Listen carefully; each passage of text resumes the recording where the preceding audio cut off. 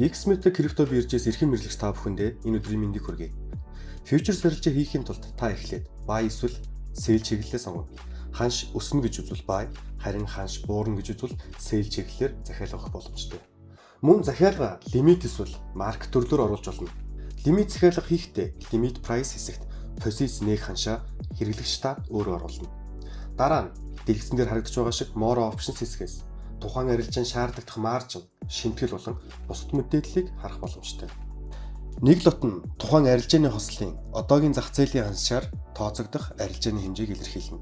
Жишээлбэл BTC USDT хослол дээр нэг лот нь биткойны тухайн үеийн USDT ханштай тэнцвэрээр бодогдох юм а. Мөн хөшүүрэг ашигласнаар хэрэглэгч та позиц нээхэд шаардлагатай маржины хэмжээг өөрчлөх боломжтой.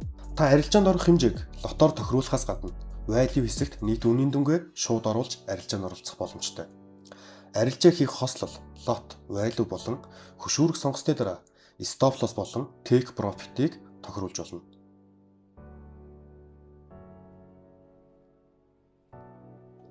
Захиалга өгсөний дараа open orders хэсгээс өөрийн лимит захиалгын төлөв, ашигласан хөшүүрэг, stop loss болон take profit тохиргоог хянах боломжтой юм.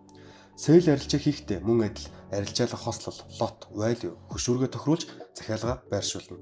Futures арилжаа нь өндөр эрсдэлтэй тул зах зээлээ сайтар судалж эрсдлээ тооцсон хариуцлагатай арилжаарай. Танд амжилт хүсье.